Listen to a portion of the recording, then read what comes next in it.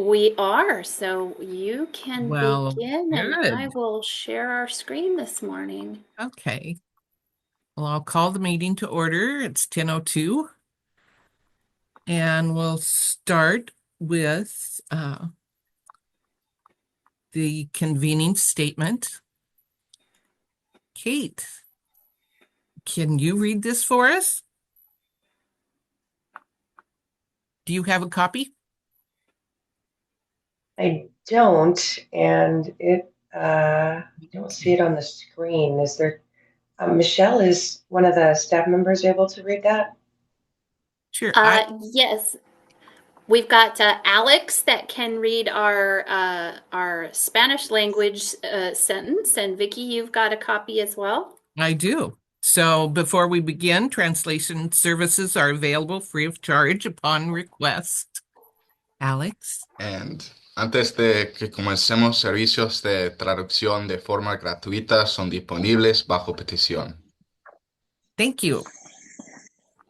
Benton-Franklin Council of Governments was established by a voluntary association of the local units of government in 1966, with the vision of providing a forum for improved communication, multi-jurisdictional decision-making, regional planning, and the capacity to serve as lead agency in providing multi-jurisdictional programs. The services provided to the member jurisdictions are outlined by interlocal agreement and can evolve with the needs of the region. BFCOG currently fulfills the following designations on behalf of the Benton-Franklin region: Regional Planning Commission, Conference of Governments, Regional Transportation Planning Organization, Metropolitan Planning Organization, Transportation Management Area, Economic Development District. The BFCOG Board of Directors simultaneously serves as the governing body for the Benton-Franklin Council of Governments, the Benton-Franklin Metropolitan Planning Organization Transportation Policy Board, Benton-Franklin Walla Walla Regional Transportation Planning Organization, and the Benton-Franklin Economic Development District. We share this information at the beginning of each board meeting to provide context to the information shared and actions taken in the meeting. I noted that this was started in 1966. My grandson just did a report this week on the hydroplane races, and that was the first hydroplane races in 1966 too. Brought it to mind.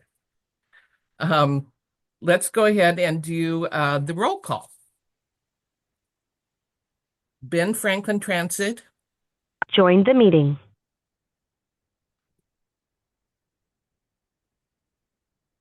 Okay. Is Ben-Franklin Transit here? I see Richard Bloom is here. Okay. Benton County. Present. City of Benton City. City of Connell. Lee Burrow. City of Kennewick. Randall Crawford's here. City of Pasco. City of Prosser. Maricela Sanchez. City of Richland. City of West Richland. Kate Moran, present. Franklin County. Glenn Didier here. Port of Benton. Dwight Keck. Port of Kennewick. Skip Novakovich here. And Port of Pasco, Vicky Gordon. WashDOT. Brian White, present. All right.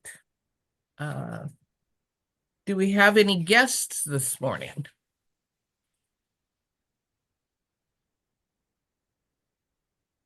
Do you see any? I am not aware of any guests this morning. Okay. We do have one phone number has joined our meeting, so if they would like to introduce themselves, Okay. they are able. Okay. Hearing none. Okay. I would call for approval of the agenda. Madam Chairman, I move approval of the agenda as presented.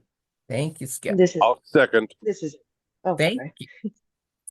All right, it's been moved and seconded to approve the agenda today. All in favor, say aye. Aye. Opposed? Thank you. Okay, now is the time for any public comment. Does anyone have anything to say? All right, we'll just go right into the presentations with Elizabeth Garcia. Hi, good morning, everybody. I'm Elizabeth Garcia. I'm one of the community regional planners, and today I'll be presenting on some public engagement. Thank you. I was going to say next slide. All right, so we're going to be, like I said, talking about public engagement. Next slide. So as a heads up, I will be having a pop quiz in the presentation, so feel free to unmute yourself and answer if you do know it. I'll just pause for a few moments before I go to the next slide. So just want to give you guys a heads up on it. Okay, next slide. Okay, so the public engagement plan. So what is it? So not only is it federally mandated, but the BFCOG is committed to ensuring that there are reasonable opportunities for the community, stakeholders, and partner agencies to engage with the regional planning process. Our PEP, or that public engagement plan, was adopted by the board on May 19th, 2023. And this document basically outlines methods, resources, strategies, goals, and a purpose for community involvement and outreach. Additionally, outlined in this plan is an engagement toolbox that can be used to support public engagement efforts, including open houses, working groups, social media, presentations, and other tools. Next slide, please. So, without further ado, let's go ahead and look into our 2024 efforts. Next slide. So this is highlighting our active public engagement efforts for this year. These numbers reflect materials, events, posts, and meetings that were available to the public. So overall, there was a total of 21 public-facing materials that were produced. That includes presentations, flyers, surveys, stickers, brochures, informational postcards, and story notes. There was a total of 16 public meetings held, which included open houses for the TIP and the bike plan, the TMA certification, working groups, workshops, and our climate change meetings. We participated in a total of 10 community events where we engaged with the community at farmers markets, other additional community events. We hosted an art contest. We also had our annual air quality campaign video series, and we also did a collaboration event with Sustainable Tri-Cities. Lastly, there was a total of 105 social media posts that is current as of Tuesday. So looking ahead, next slide, please.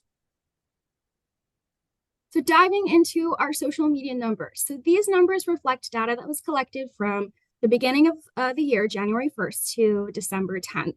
And the percentage increase is calculated from our June 2023, which is when we began our concentrated efforts on social media engagement. So Facebook, so we had overall about 11,000 reach. So reach is defined by the number of people exposed to BFCOG content. We also had about 5,839 views and almost 1.2 thousand followers. So from June, we're looking at about a 39% increase in followers. On Instagram, we had about 448 reach, about 1,311 views, and 179 total followers. Now in June, we did not have an Instagram account. So this percentage, that 103%, is actually calculated in August when we had a total of 88 followers. And then lastly, on LinkedIn, we had 9,125 impressions. Impressions for LinkedIn standards is defined as the number of times our content was 50% in view for 300 milliseconds. So we had 9,125 impressions, we had about 238 reactions, and we have a total of 286 followers. I don't have the numbers of what our initial followers was back in 2023, so this is what we have currently. And then our most viewed post was with 941 views. That occurred on September 22nd. And it also had a reach of 2,711, and that was on September 21st. So here's our pop quiz. Do any of y'all know what happened on that day, on the 21st, 22nd, around that in the region?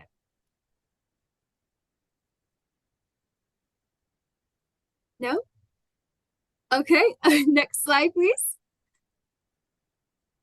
So it was the Ironman race. So this event was so huge for our region. We had, like I said, a significant number of views and reach on this information that we shared. It was posted the day before the race. And I just feel like that's so cool because it really shows that the people that follow us knew that they could come back and go to our Facebook and find out that information. So big win for us. Next slide, please.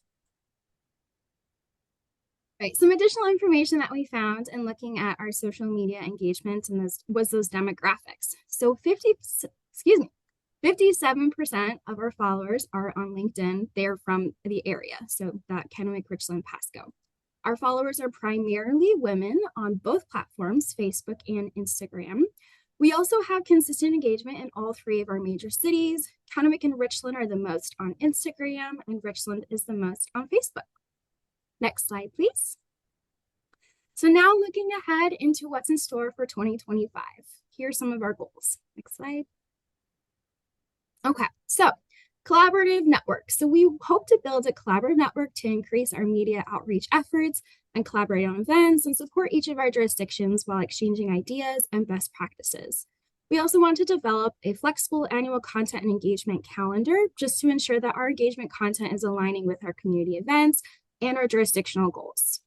Lastly, we also want to do targeted outreach. We want to maintain a presence in all of the jurisdictions and really focus our efforts on reaching new demographics while we are in the process of updating our public engagement plan, which will serve as a framework for continued efforts.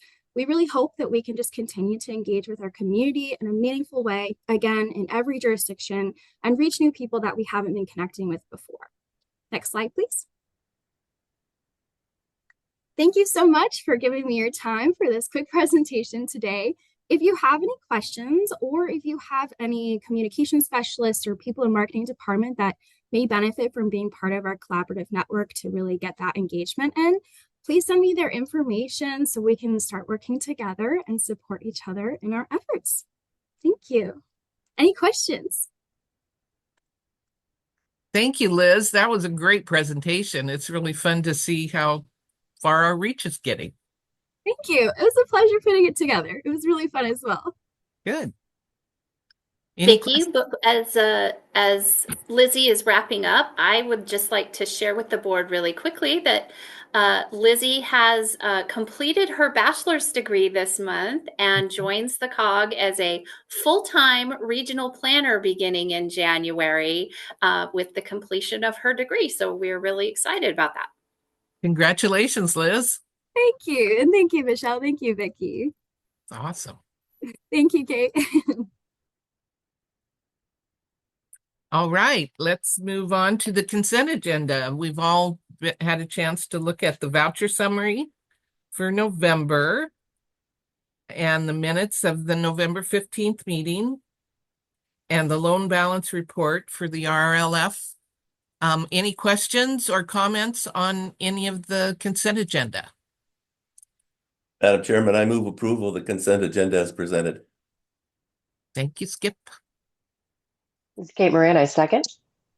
It's been moved and seconded to approve the consent agenda as presented. All in favor say aye. Aye. Aye. Opposed?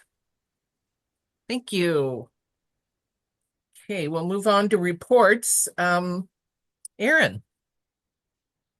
Thank you, and good morning, board members. Next slide, please. So the first item is 8A1, which is your monthly transportation improvement program tip obligation status update. So just as a friendly reminder, as the Metropolitan Planning Organization, the Council of Governments is determined to set forth a list that for the region of seeing how much we will be obligating by the end of the federal fiscal year, which is the end of September. We have an estimated target for our federal fiscal year of just south of 8.8 million. We are programming just north of 10 million, so we're set to meet our target on a numbers crunching. However, we need to make sure that everybody still obligates all of their projects. And we will be holding a call for projects early in 25 for federal fiscal years 26 through 2029, and that will be discussed later in another item. Next slide, please. This is just a snapshot at which, or for all of the projects we have set forth in federal fiscal year 2025. The italicized projects on here, it's not shown in the legend, but it is, those are the projects that have slid from 2024 into 2025. So just making it very imperative that those projects that have gone from federal fiscal year 2024 into 2025 do obligate this year so we can meet our target. Any questions on this before we move on to the next item?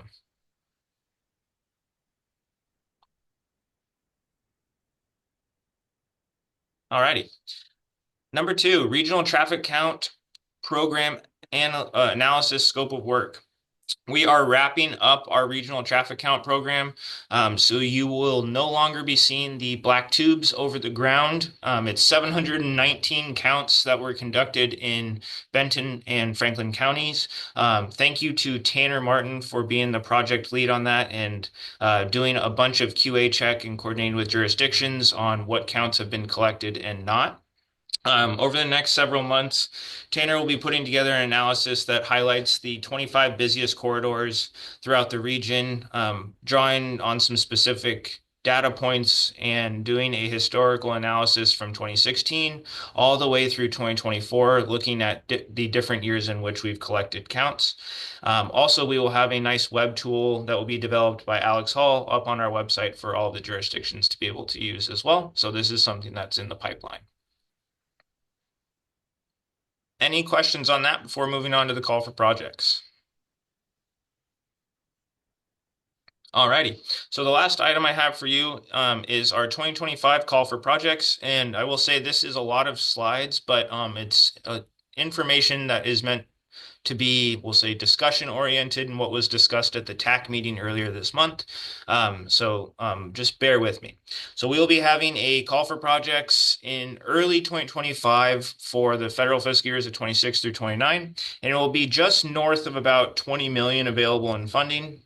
That is an estimate. So Congress has until today to pass a final funding budget for 2025. If it is passed using previous federal fiscal year numbers, we can just roll over the amount that we were allocated last year. If it is a new amount, that will change our estimated target as reported in 8A1. So that is kind of the thing that is tied between the two. So we'll be tracking that federal transportation budget pretty closely. Next slide, please. So here's a table showing the amount that we will have available. This is based on the federal fiscal year 2024 estimates. If you, rather than trying to parcel through all of these different numbers, just look at the bottom right number, 22.6 million. That is the number that we are estimating to have available. And this is minus the amount of program projects we have. So we end the projects as noted on the bottom of the screen. We have Franklin County's Taylor Flats all-weather improvements. That's programmed for 26. And then the council of governments gets 6% or has a 6% share for planning funds from our STBG. So that has been subtracted from these amounts as well. Next slide, please. Michelle, these next ones might be a little rapid fire, so I apologize. So this is just this was included in your board packet, but these were the discussion items that we discussed with the TAC earlier this month and we'll be discussing again next month. And I just wanted them to be brought to all of your attention. We don't have to, I'm not planning to have an in-depth discussion, but I want it to be at least words that you've known you've heard before we move into we'll say adopting the call for projects guidebook in February. So just topic 1, establishing overall regional priorities with within planning goals. So for instance, this would be having a preservation specific call for projects or setting aside a specific amount of funding to have for a certain type of project, such as preservation or flying cars, something to that effect, a specific pot of money dedicated towards something. Topic 2, funding and programming multiple phases of a project. Should we only be funding the right-of-way and PE phase and not funding the construction phase? Or should we be funding only the construction phase? There was really good discussion about this depending on the jurisdiction size, how our call for projects is used. This will be discussed again at the next TAC meeting. Next slide, please. Oh, yeah, topic 3. So topic 3, project funding size minimums and or maximums. This is something that's brought up at the start of every call for project. So is it how much money do we want to tie up in a single project? Do we want to set a cap to that? Do we want to set a minimum? Topic 4, assessment of project applicants' ability to deliver proposed project. So as noted and called out on that table I showed on 8A1, those italicized projects, those slid from 24 to 25. In other regions, I will say we are very lenient compared to other MPOs. If a project slides from 1 year to the next and does not obligate, in many other circumstances, that funding just gets returned back to the region. That jurisdiction does not get a chance to deliver that project. So that is just something we brought up to the TAC as well. So next slide, please. Topic 5, contingency list. So having projects available to be funded. It has been discussed that the contingency list this time will be predominantly preservation projects due to how quickly those projects can be funded. So that will be prompted to the board I'll give an update on this in January, and it will be something for adoption in February. Topic 6, integration of funding types. So do we want to be pooling the funds together, or do we want to have specific funds, specific applications for specific funds? There will be 3 different types of funds available through the call for projects: the Surface Transportation Block Grant, the Transportation Alternative Programs, and then the Carbon Reduction Program. There is probably a good Venn diagram showing where these funds are applicable, but just as a general rule of thumb, the STBG is road funding, and then the TAP and the CRP funds are for non-motorized projects. So there could be an overlap of having the TAP and the CRP funds having the same application. This is just another discussion item. Next slide, please. So scoring criteria, this has been prompted to the TAC, so it needs to tie back to our metropolitan transportation planning goals. So just as a reminder, the goals are: number 1, preservation and maintenance; number 2, regional consistency; number 3, multimodal transportation accessibility; number 4, freight movement; and number 5, community and environmental sustainability. After the last call for projects, we conducted a survey with the TAC members, and the overall theme and point of emphasis going into this call for projects and what was distilled from that survey was we need to remove the subjective nature from the call for projects. So that is being taken of note, and some examples of that being baked into the scoring criteria will be showed to you on the next slide. So this is using our previous call for projects scoring criteria and looking at best practices from around the state and from MPOs that are similar size to us. So one of our goals was, one of our scoring criteria was mobility and connectivity.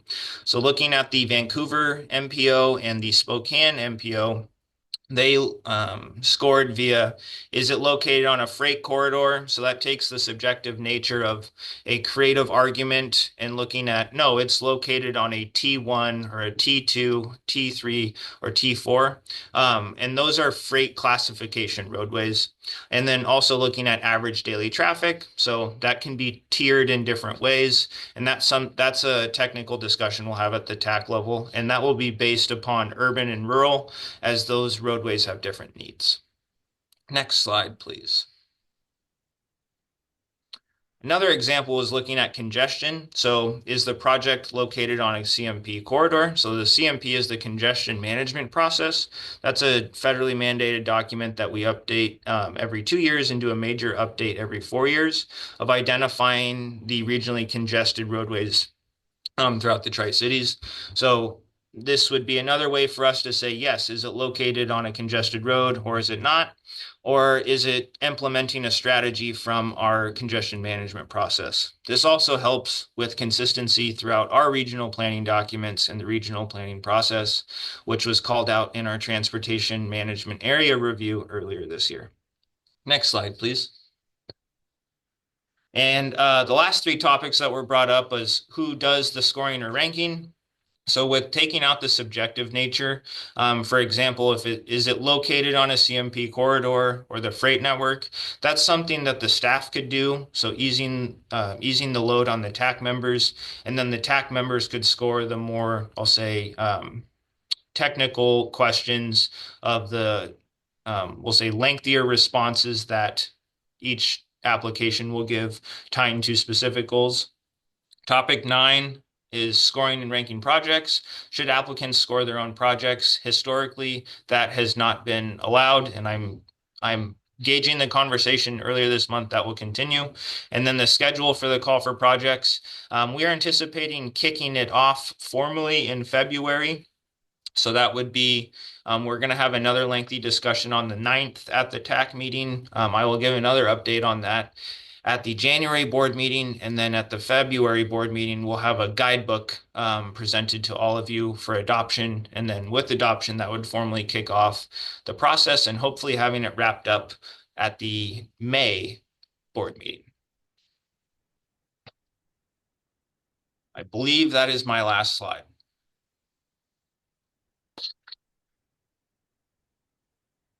Well, that was a lot of information. Does anybody have any questions for Aaron? I'm glad you're keeping track of all of this. Trying to. Yeah. All right. Well, we'll move on to Zach for his report. All right. Good morning, everyone. Always a tough act to follow with Aaron because he has so many details, but real quick, we go to the next slide. We are continuing our 2025 update to our community economic development strategy. We've had our SWOT survey has had another boost through our community engagement that Lizzie described. So we have about 30 respondents there, and then we held our SWOT workshop last Tuesday on the 17th with about 8 stakeholders from around the community contributing a lot of great information. So we had a lot of public sector representation, but also private sector as well, and just gathering a lot of our foundational data for when we start pushing in January for our brand new SEDS document. So we'll definitely be keeping the board apprised of all of those items as the months go on. Next slide. So we've had a lot of funding opportunities, and I'm going to turn it over to Kristen to talk about them, but a lot of funding opportunities we're passing over to the community. So Kristen, let's hear about them. Good morning, everyone. Thank you. Kristen Eby, Grant Navigator. As you can see from our screen, there are several grants that we worked on over this last month. There have been a lot that have been released specifically with USDA, Department of Interior, with Bureau of Land Management, Department of Justice. And so one of the ones that we've worked on with the Department of Justice is the JAG grant. And that's for our county and municipal courts, helping them to get a little bit of extra funding for technology, training, and other assistance. And I sent those out to the groups, and we'll be working with Benton County Prosecutor's Office to submit one for January 8th. So I will be finishing up those conversations with them next week and submitting that to them at the end of the following week. We also have a ton that have come out from the Department of Interior with the Bureau of Land Management. Several of those actually released this week. So jurisdictions will be getting some additional ones And as a follow-up, we'll be meeting with the City of Richland's new Park and Recs Director, Chris, next week. Zach and I will have a meeting with him, week after Christmas, to talk about some of those opportunities as well. And we also have had a lot from the Commerce Department and some of our rural businesses. So those rural business grant opportunities, I have a meeting with the program director next week to discuss some of our smaller communities, and the rural definition for these grants are 10,000 population or below. And he's going to talk to me about some of the projects he's seen in those areas and how to which ones of those grants to go after and which kind of partnerships we need to make for that. So I will report on that meeting the following board meeting, so you guys get a little bit more information on that. And then we also met, Zach and Michelle and I went up to Connell to meet with Burrow and Kathleen to talk about not only the Lamb West enclosure and how that'll affect the economy, but also to talk about some of the other funding needs that they have, specifically with public works, their parks, and some other urban planning. So we have a couple follow-up meetings. I've reached out to the Recs and Conservation Department with the state. They have some funding ideas for their parks and renovations of those, as well as some programs for the area. We've also had some conversations with the Department of Commerce and their ideas on what we can do to help facilitate some of those shortfalls, and then some follow-up conversations in the next month with Connell. So we're looking forward to hopefully some relief for them as they move forward. And to Awesome. be Thank aware, you. just over the next few weeks, there will be several additional grant opportunities coming out as the end of the year comes and a new administration, both at the state and the federal government. You'll start to see a lot of grant opportunities. Definitely will keep us busy. Let's go next slide. Thank you, Kristen. And then finally, with part of the ARPA Economic Resiliency Grant that we received from Benton-Franklin counties, we'll be coming up with our and producing our 2024 year-end report, and then visiting with the Benton and Franklin County Commissioners in January to give that report. So that's all we have for Local Government Programs Economic Development District, unless there's any questions. Okay, thank you, Zach and Kristen. Are there any questions for either Zach or Kristen? Kristen, it seems like you hit the ground running. And yeah, there's no shortage of grants out there, that's for sure. Yeah, on the JAG one, did you have other people interested in applying, or just the Benton prosecutor? I've only heard back from Benton County. Okay. I have sent it to both the city's municipal courts and then also the county, and I will loop back with them again next week because that due date is January 8th. There's also some other options out there for them that are coming in the next month that they should look at. So I definitely will loop back with those other groups as well. Well, that's great. Hey, All any right. other questions? All right. Looks like from Kate. Yeah. Oh, Yes. Sorry. Thank you so much again for all that you're doing for the grant navigation. And I'm wondering who in the cities that you're specifically sending out the emails to. I just want to make sure that, the right folks are getting it.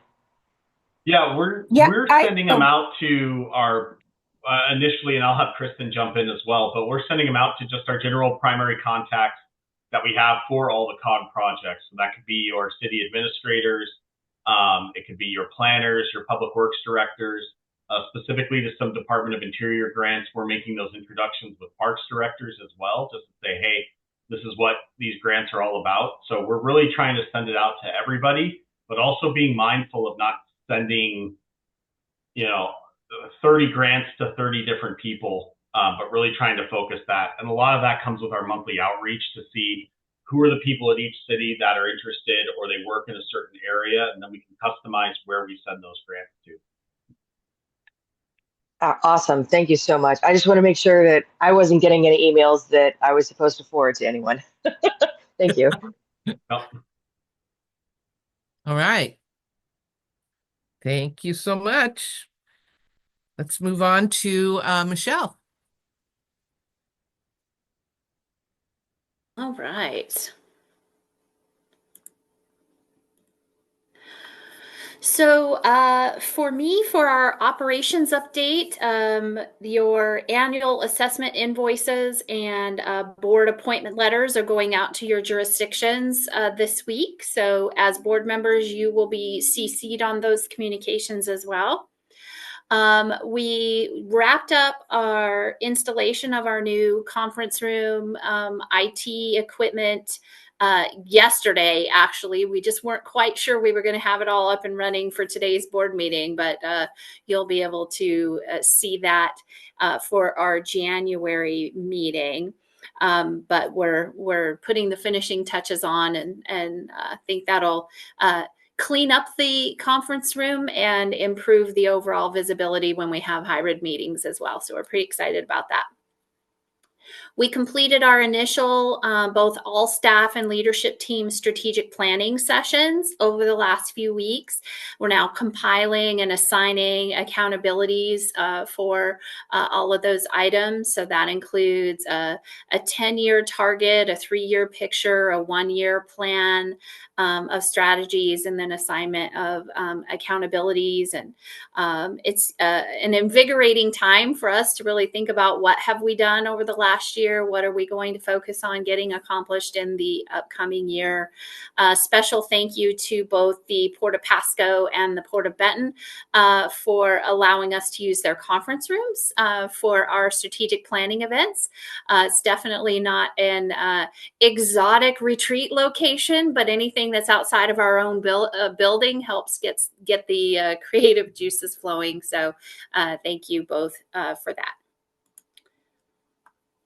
For partnerships and engagement, I actually just received an email before the meeting today that the Association of Metropolitan Planning Organizations, that's the same one that gave Aaron his Rising Star award earlier this year, they have a leadership roundtable of MPOs that put together training and other opportunities around staffing retention, strategic planning, education, working with boards, contracting, all the operational side of MPOs.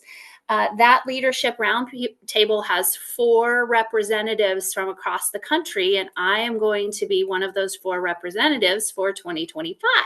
So that was exciting. The email just came in this morning. For other partnerships and engagement, BFCOG and TriDeck, either Aaron, myself, or Zach, we've kind of been tag teaming with these meetings. We've been meeting with each of the staff for our jurisdictions to just talk about this idea of speaking with one voice. And specifically coalescing around the idea of a mega transportation project of some kind, something that's bigger and broader in scope than what we have programmed in our call for projects and our typical funding. Really aligning with the representation we have at a federal level currently, and causing us to have conversations about things like the potential of a river crossing or a north bypass loop, or addressing at-grade rail crossings, or some other much larger scale effort. And the feedback so far, I think we have 1 or 2 jurisdictions left, but so far the general feedback continues to be an interest and willingness to address issues as a region, speaking with one voice. And so building on that, the next step will be, after the first of the year, we'll convene a discussion that'll include the city manager, administrator, mayor, as well as the public works director from our member entities, to get everybody in the same room and talk about if we were going to have a process and prioritize a single project to say, hey, we'd like to put some effort behind this with further study or other efforts, what might that be? TRIDAC on their end of things has also been exploring the idea that if we can coalesce around a larger project like that, they would be willing to submit a state proviso request for funding to support the study of whatever that bigger thing might be. Recognizing the state of the state budget going into this year, the odds of that kind of funding, even if we could get all on the same page and be ready to submit one, are pretty minimal. Those things often take more than 1 year. But between the COG stuff and TRIDEC, it's more about just going through this process. Can we do it? What are the steps? And beginning to get everybody to embrace this idea. So as more discussion happens, I will continue to keep you all informed, but it is exciting to just hear everybody embracing this idea of what would happen if we could actually put our $320,000 third largest metro status to work for us.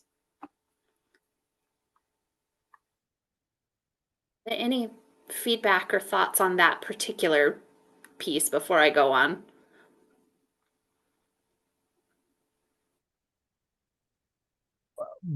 Best of luck on doing that. I just think it's fabulous. I mean, I think there's been a lot of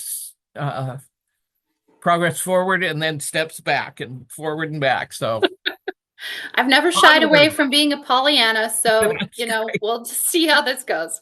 It'll go great, I'm sure. All right, so continuing with partnerships and engagement, the Benton County Public Facilities District, they meet next in January.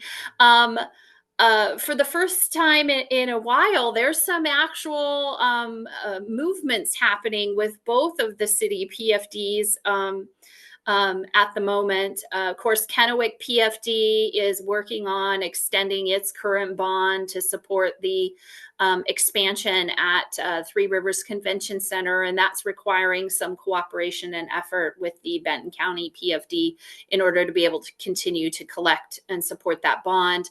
Also, the city of Richland, the Richland PFD, there's a pending bond election coming up after the first of the year for the Arts Center. And so again, the Arts Center, the former Arts Center Task Force Chair, who is now serving on the Richland PFD, he will be attending January's meeting to brief the Benton County PFD board on what's happening with that and whether there'll be any engagement or things that the PFD board needs to do to support that at the county level. So more to come, but that's required a higher level of engagement on my part between legal counsel and PFDs in order to just keep that board informed and all of the information flowing.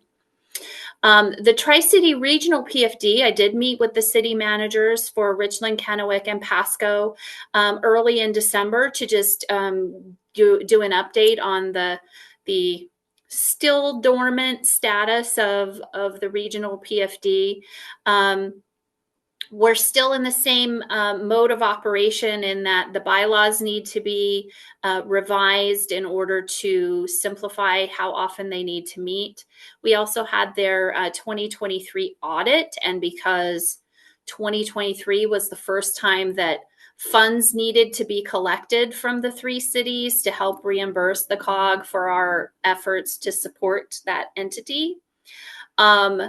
We've received a management letter and how that flow of billing and funding is happening between the COG and the regional PFD and the three cities, because the regional PFD doesn't actually have a funding source or a bank account, but it is its own separate legal entity. It's all kind of convoluted. So we're working through the auditor's help desk to figure out what is the best practice for accounting for that appropriately. But again, efforts continue to make that the least amount of work as possible and keep that entity as an available tool should it be necessary to support some future regional center of some kind. So stay tuned. Also, just as a side note, we talked about grants and funding. I did separately have some communication this morning with Benton County about providing additional background information about broadband and a potential grant application that they were looking at as well. So I've looped in Kristen on that information as well in case they need some additional assistance for us. But all of the studies and demographic data that we gathered last year to support broadband, bringing that forward to see if we can help with some funding. So that's what I have for me. Yes. Michelle, and I think that's an important thing. Like I said, we just had iPocket come in and we're looking at those rural areas. I think all those all the reports and studies are going to be helpful for us making that decision. So I appreciate your help on that. Perfect. Yes, I passed them all on to Matt this morning with links to maps and what have you. So, and also the open invitation that if there's anything more we can do to help, to let Kristen or I know. Appreciate it. Thank you. Thank you, Michelle. We have a few action items this morning. We do. We'll start with Erin. Thank you, Vicki. And I'll actually be presenting on this first action item this morning. Great. Hi, everyone. I'm Daisy, Senior Regional Planner at BFCOG. Thank you. And so today the first action item is on the Regional Bicycle Plan. So the proposed motion is I move to adopt the Regional Bicycle Plan and the Regional Bicycle Network outlined within the plan as presented. Next slide, please. So here you can see this is our regional bicycle network, and the regional bicycle plan is a reflection of our regionally accepted approach to bicycle planning, which utilizes the multimodal transportation system through a proposed regional bicycle network. And this document will update the regional active transportation plan, which we adopted in September of 2020. Wow. So if you all have any questions, otherwise we can move on to the proposed motion.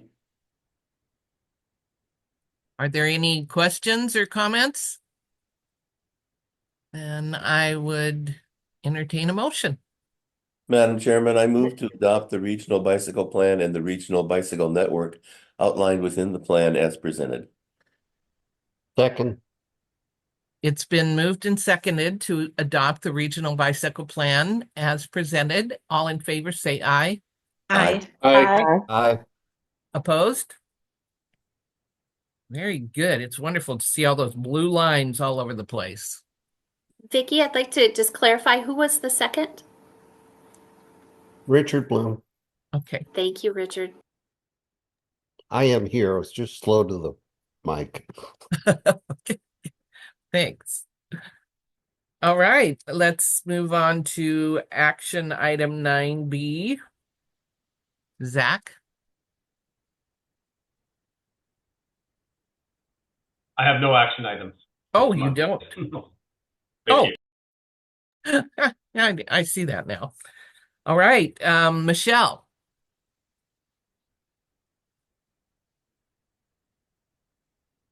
Oh, you're muted, Michelle. I got too many pieces moving at the moment. Okay. The first COG action item is the ratification of appointments to the executive committee for 2025. So just as a reminder, each subcategory of membership work together to make their appointments of an individual to represent them on the executive committee for 2025. Those appointments were Commissioner Alvarez for our county seat. Excuse me. Yep. Councilwoman Crawford. I was trying to think mayor. For large city, city of Kennewick. Council member Sanchez for small cities for the city of Prosser. Commissioner Novakovich for port districts with the Port of Kennewick. And in a very heated conversation, General Manager Trotz from BFT as our only representative in that category. He gets the honors. So what we need is a vote of to ratify the 2025 Executive Committee.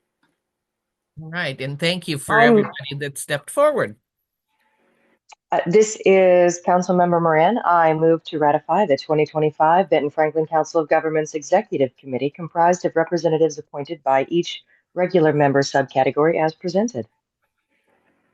This is Commissioner Alvarez. I'll go ahead and second that.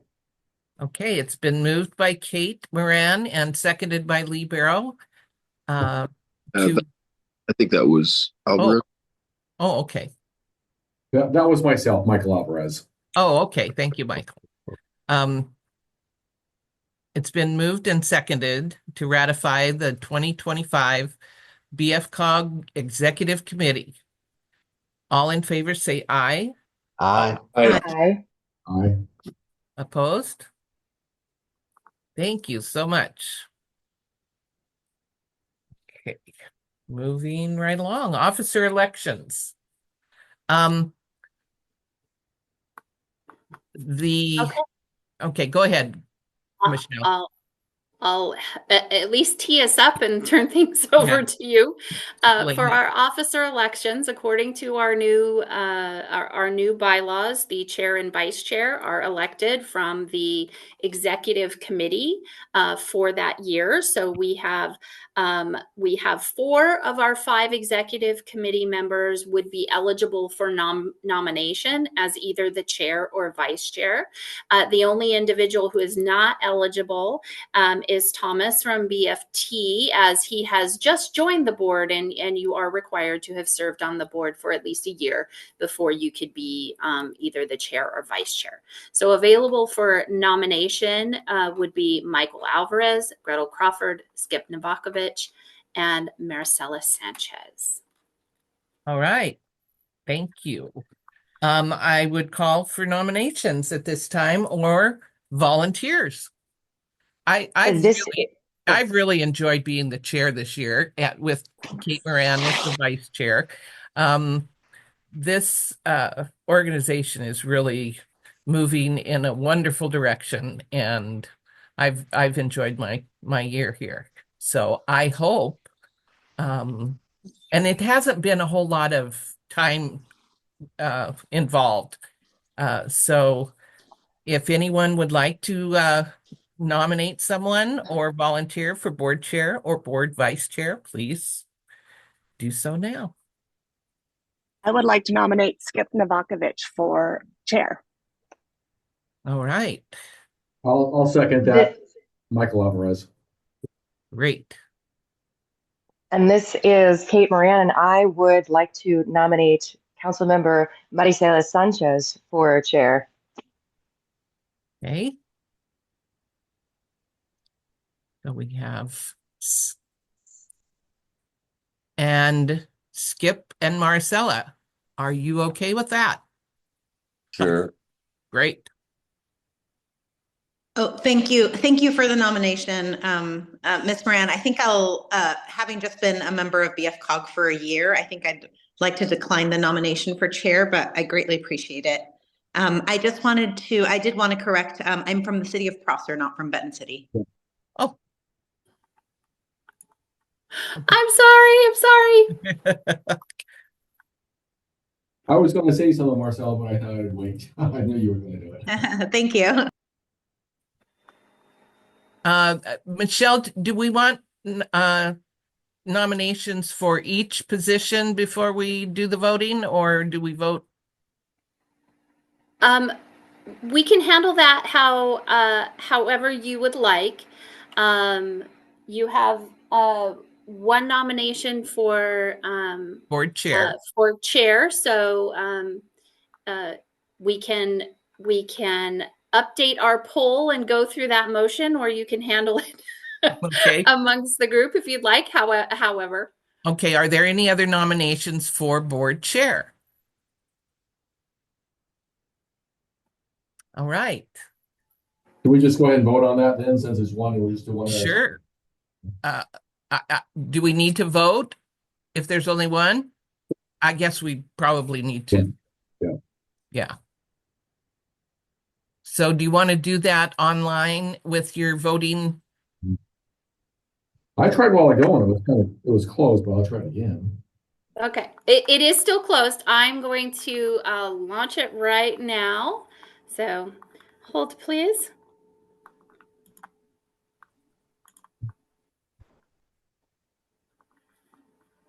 Okay, hold on. I need to go back. All right.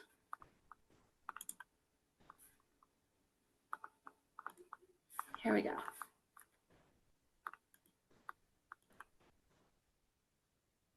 All right. My slide. Okay.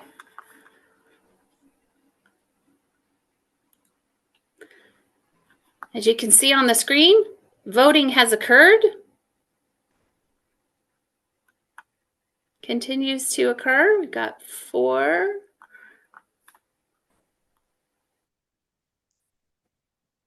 Four votes so far in the poll. 5.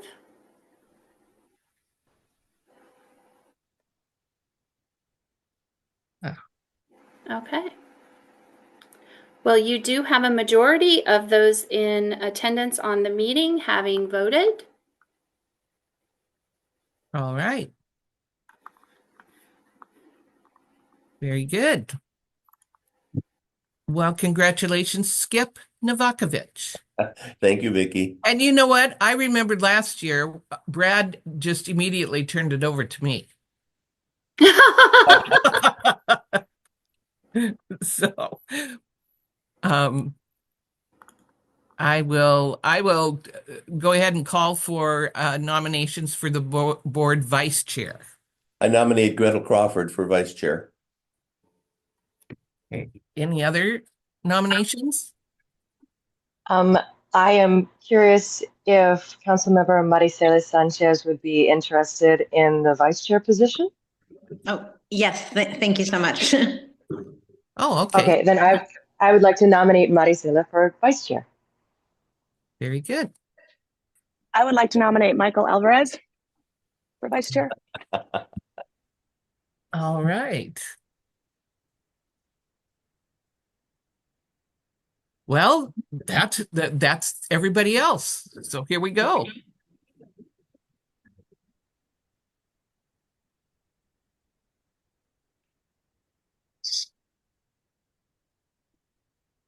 Okay, so votes are coming in. I got you, Gretel.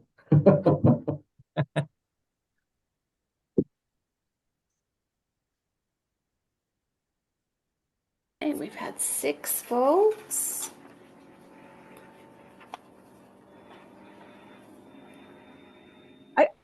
I'm not sure if my vote went. I was voting for Michael. I think I may have hit the other M. Oh, okay.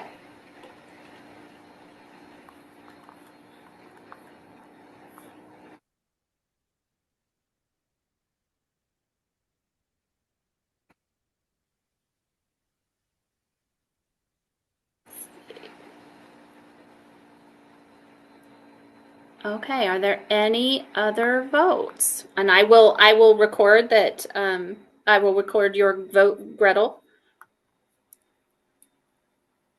Thank you. Okay. Okay. All right. Oh, there it went.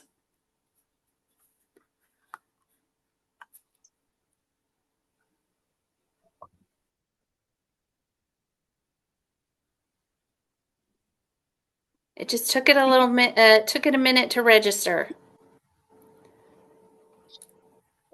Okay. All right. It looks like Maricela will be our board vice chair. All right. Thank you. Thank you. Thank you. Okay. Congratulations. I'm sure it'll be an enjoyable year.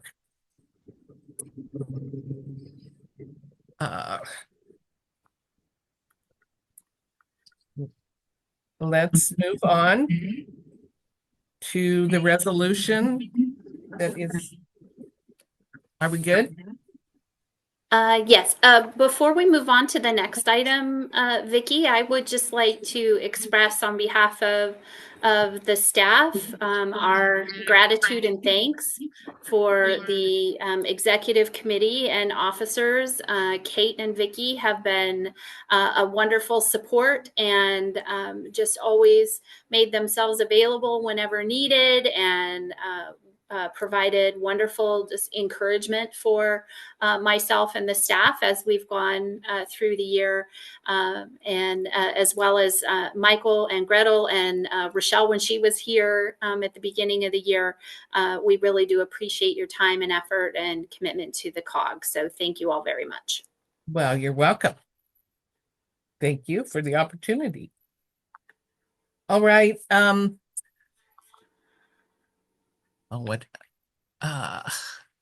Okay, resolution 08-24. Kate and I met together, and then I met with our executive director, Michelle, and we've had a glowing report and thanked her so much. Do you want me to read this resolution? That is completely up to you. Okay. Kate Moran, would you like to read the resolution, please? As your final duty. By that, do you mean the proposed motion or the resolution from the packet? The resolution from the packet? I am on travel and it is extremely small okay. on my cell phone. I'm sorry. Oh, that's fine. That's fine. I don't think we really need to. I think everybody's had a chance to read through it. So the proposed motion would be, I would entertain someone. Well, I would love to make the motion. Okay. I move to approve Resolution 0824, a resolution of the Board of the Benton-Franklin Council of Governments, ratification of the Executive Director Annual Performance Evaluation and Salary Review as presented. Is there a second? Second. Is there any discussion or questions? Has everybody had a chance to look through that? All right. It's been moved and go ahead.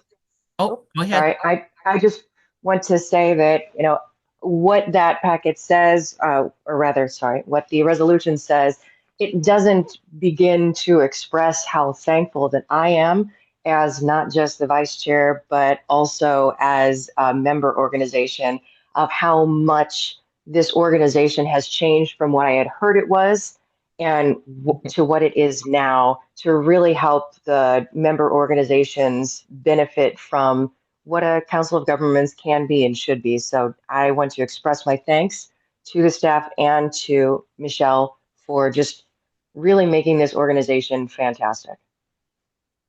Thank you, Kate. Thank you. Ditto. All right. It's been moved and seconded to approve Resolution 08-24. All in favor say aye. Aye. Aye. Opposed? Aye. Okay. Opposed? Okay. Motion carries to pass Resolution 08-24. Thank you, Michelle. Thank you all very much. It has been and continues to be wonderful for me to have such a great board and the time we get to spend with each of your jurisdictions and the staff and the work that we get to do for you and in partnership with you is something that my staff is very passionate about and we truly enjoy. So thank you all very much. You're welcome. Thank you. All right, let's move on. We don't have any new business. So we're to director updates. I'll just kind of run through the list, and if anyone has an update from your jurisdiction, please let us know. Hey, Benton-Franklin Transit. Richard? Yes. Hopefully this will be my last meeting. Oh, No. I believe I've had a discussion with our new general manager, and he will probably suggest to the next board meeting that we reassign the alternate to one of the staff members of BFT who might be more up to date in some of the things. But unfortunately, Thomas is in the air right now, so okay. you know how that goes. Okay. Well, thank you for coming today. Benton County, Michael? Nothing at this time. Thank you. Okay. City of Connell? Nothing really. Just I did want to thank Kristen and staff for coming out and talking to us and kind of helping out with those potential grants. So thank you. Great. City of Kennewick?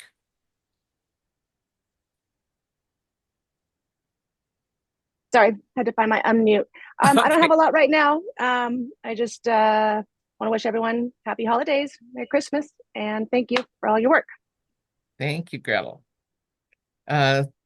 Is Charles here from City of Pasco? I didn't think so. Maricela from City of Prosser?